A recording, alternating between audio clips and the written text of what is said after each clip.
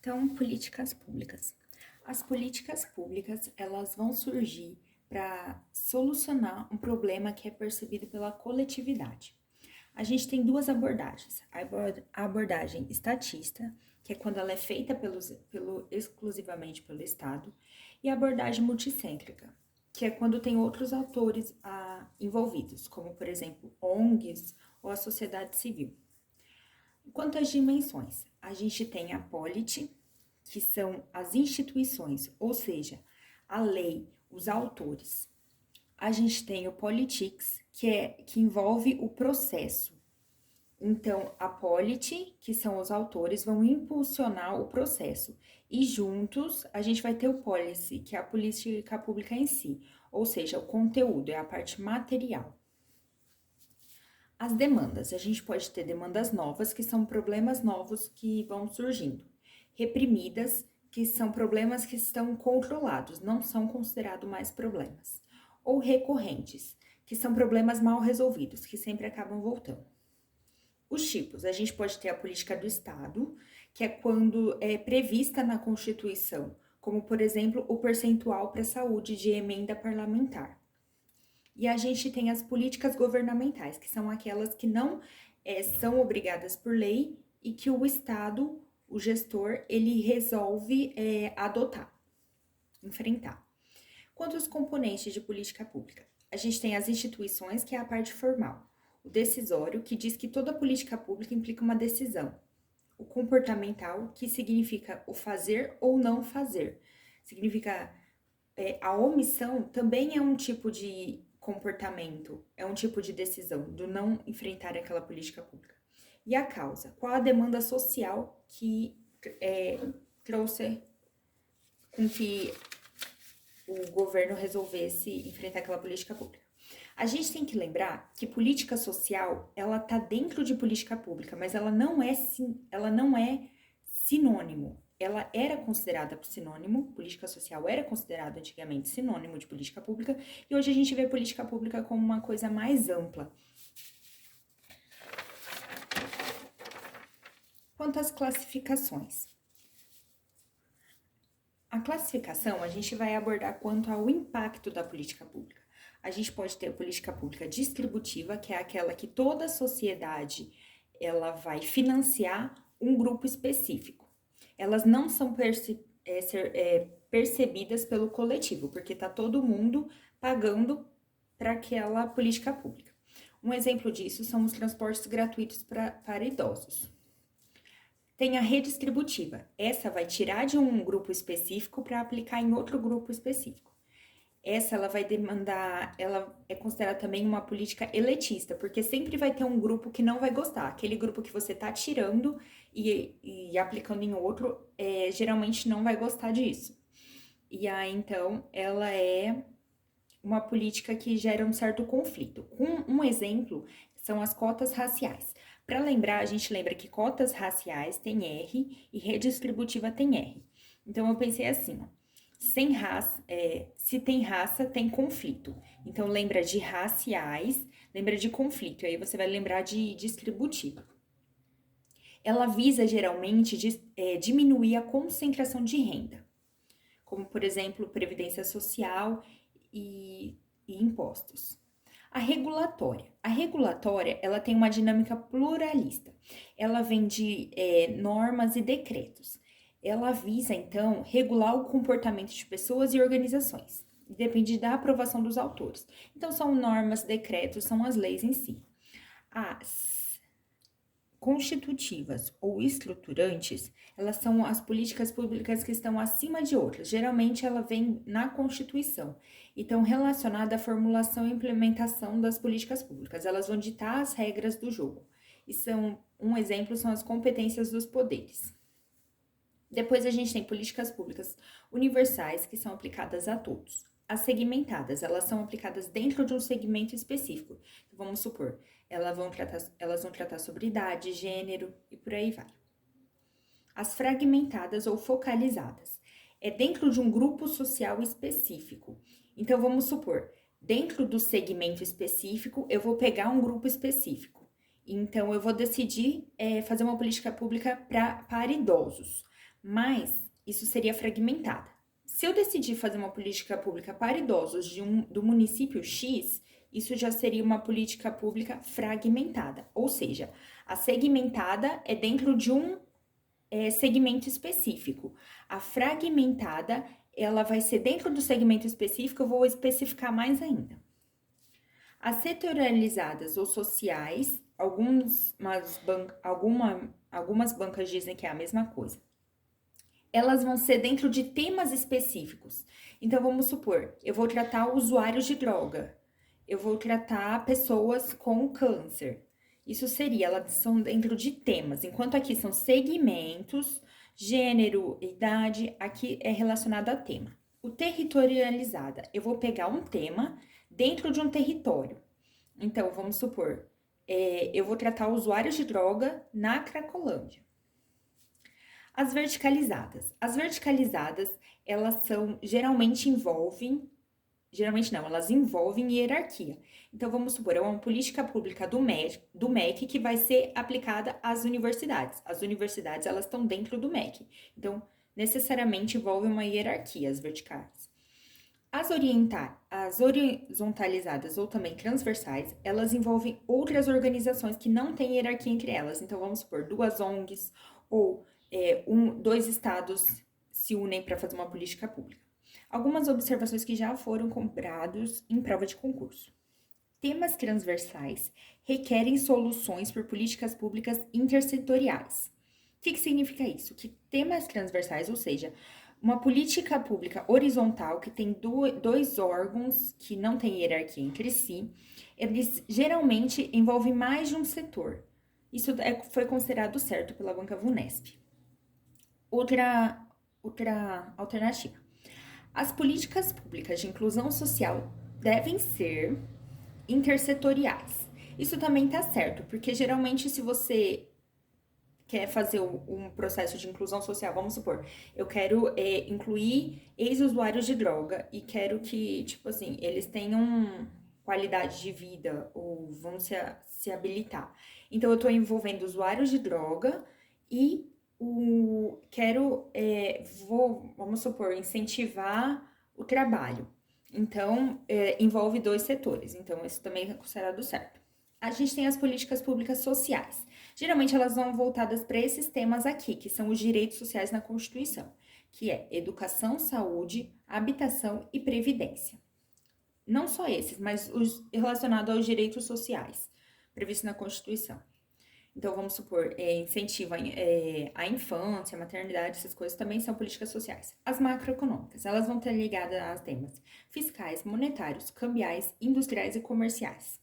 As administrativas, elas vão estar ligadas ao papel do Estado, então, democracia, participação social e descentralização.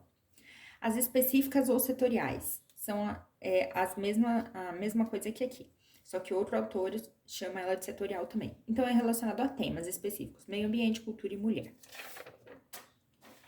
Vamos falar um pouquinho sobre o ciclo de políticas públicas. O ciclo de políticas públicas, ele vai ter 5 fases, 5 etapas, que são elas: a construção da agenda, a formulação da agenda, a tomada de decisão, a implementação e a execução. Então, a construção da agenda. Na construção da agenda, a gente vai listar os problemas e os temas. Então, geralmente, eles cobram os tipos de agenda. Agenda política são aqueles problemas que merecem uma intervenção, mas que ainda não foram enfrentados. Formal são políticas públicas que o governo já decidiu enfrentar. Mídia são problemas percebidos pela mídia, que entram na agenda por força da mídia. Não governamental é igual à mídia, só que são percebidos pela sociedade. Entram na agenda porque a sociedade percebeu. Governamental são problemas percebidos pelo governo. Decisórias são problemas que estão na lista de decisão. Então, qual a condição para se entrar numa agenda?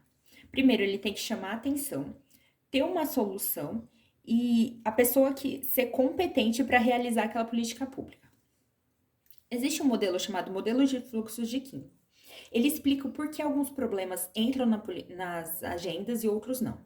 Ele diz que esses três fluxos devem estar presentes ao mesmo tempo, ou seja, eles têm que convergir para se formar uma janela de oportunidade para aí sim poder entrar na agenda. Quais são esses fluxos? Fluxos de problema, fluxos de solução e fluxo político. Os fluxos de problemas, eles podem ser percebidos por indicadores que preveem aquele problema, por crises ou eventos, ou seja, já aconteceram, e por feedback, saber a consequência daquele problema. Os fluxos de solução são técnicas de execução, ou seja, são pessoas que têm capacidade técnica ou capacidade de execução para solucionar aquele problema. Financeira, tem que ter dinheiro para isso, e política, tem que ter vontade política. E o fluxo político? Tem que ter geralmente um clima nacional, ou seja, ser percebido pela coletividade. Coalizões sociais, então são grupos de interesse, e mudança no governo, ou seja, o governo querer efetivamente enfrentar. Quando esses três fluxos estão presentes de maneira convergente, surge a janela de oportunidade e sim entra na agenda. A segunda etapa é a formulação, ou também chamado de análise de políticas públicas. É onde a gente vai fazer o diagnóstico, os objetivos, o público-alvo, os meios e instrumentos, os atores e arranjos e definir metas. Então, seria o planejamento da política pública em si. Os tipos de relação, a gente vai ter relação de luta, que vai ter ganhos e perdas, de jogo, geralmente envolve barganha e negociação, debate, envolve convencer o outro. Então, formulação das políticas públicas. Essas aqui são a parte que mais cai. Então, o institucional ou clássico é o papel do Estado. Então, é quando a política pública ela é desenvolvida pelas instituições. Quem vai funcionar é a sociedade. O neo-institucional é ao contrário da clássica. Quem impulsiona essas políticas públicas são os burocratas, ou seja, os executores, também chamado de insulamento burocrático. A processual envolve as etapas, que é identificar, formular, legitimizar, implementar e avaliar. Os grupos de interesse são os lobbies que vão fazer pressão. Racional vai analisar o custo-benefício daquela política pública, se a política pública vai ser aplicada de uma maneira que os benefícios vão superar os custos. E a sistêmica, eu vou avaliar os inputs e os outputs da política pública. A terceira etapa é a tomada de decisão, também chamada de seleção. Os agentes políticos, eles vão escolher entre as alternativas e os planejamentos quais que eles vão aplicar. Então, a gente tem dois modelos. O modelo racional compreensivo, que eu vou definir o problema de maneira completa e vou avaliar a eficiência daquele problema. Eu já defino todo o problema, eu olho o todo. E aí eu vejo se o benefício vai ser maior que o custo e aplico. Na incremental, eu não olho para o todo. Eu tenho uma visão do problema a longo prazo. Então, ao longo do processo, eu vou avaliando se aquele problema... Eu vou avaliando se eu continuo com aquela política pública e se eu continuo, eu vou, então, implementando, aumentando.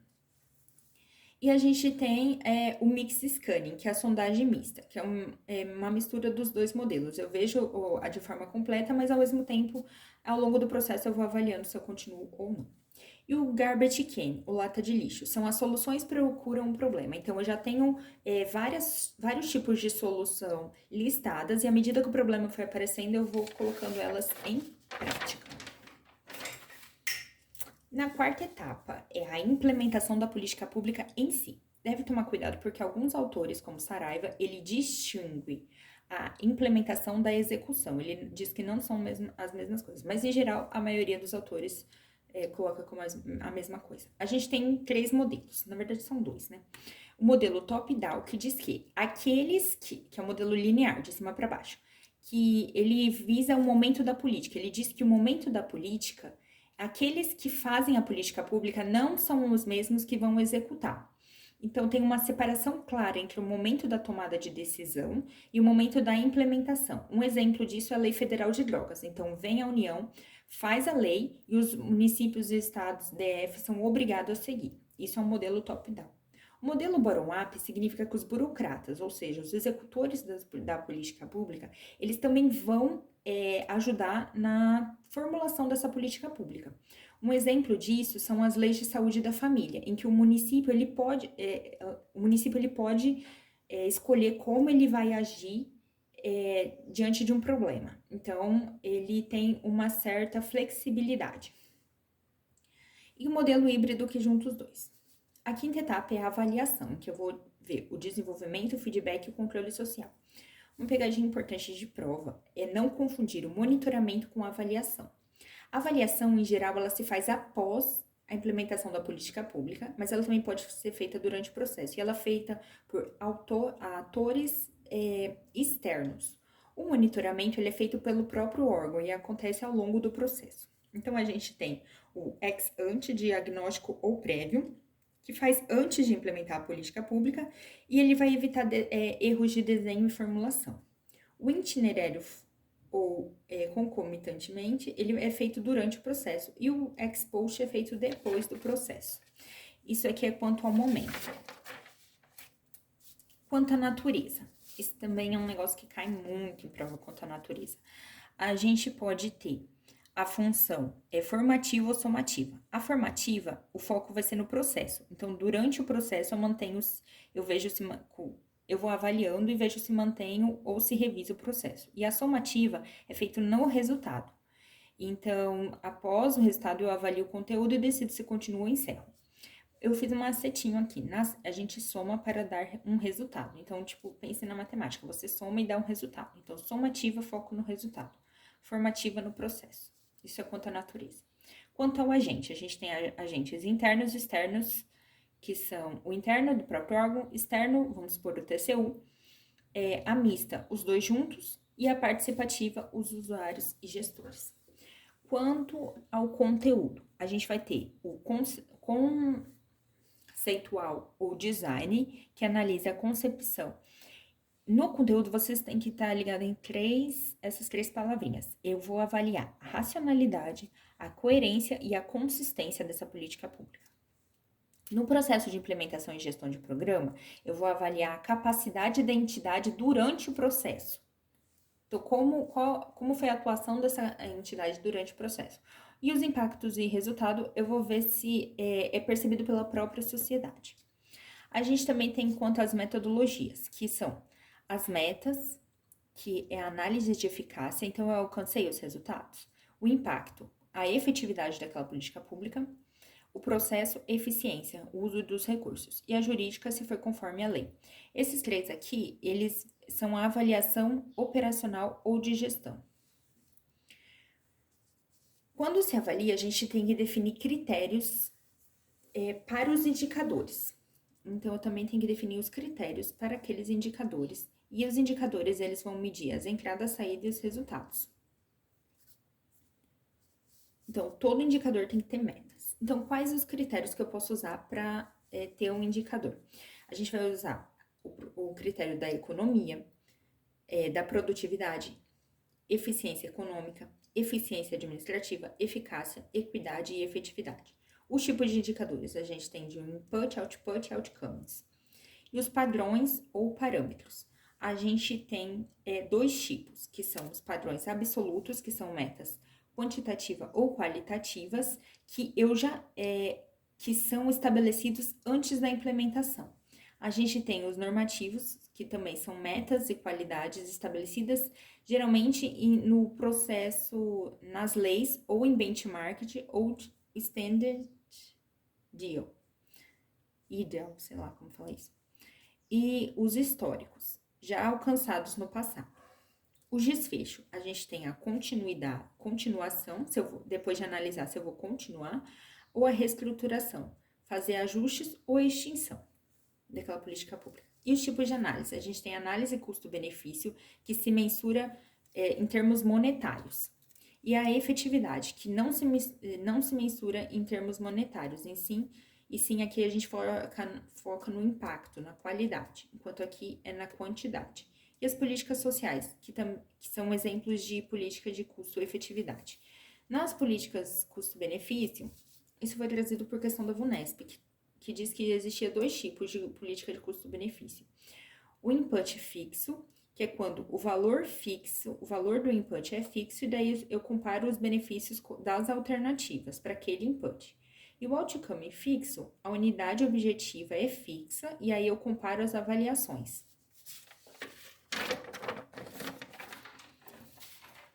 Aqui a gente tem outros autores. Esse autor, ele chama ele dá 6 fases, e ele não chama de ciclo, e sim de processo. Então, na formulação da agenda, ele chama de iniciação, depois ele chama a formulação de estimação, ele chama a tomada de decisão de seleção, a implementação de implementação, a avaliação de avaliação, e ele também acrescenta a conclusão. E tem um tema que é sempre trazido também pelas bancas, que chama modelo lógico, que basicamente eles sempre falam essas coisas, então decorar esse negocinho aqui, não tem como errar essa questão. Mais que isso, eles não pedem. Que é a representação, esse modelo lógico é uma representação gráfica e é uma teoria de formulação de políticas públicas. E ela tem uma relação e as consequências de 5 componentes. Quais esses componentes? Os insumos, processos, produtos, resultados e impacto. Só isso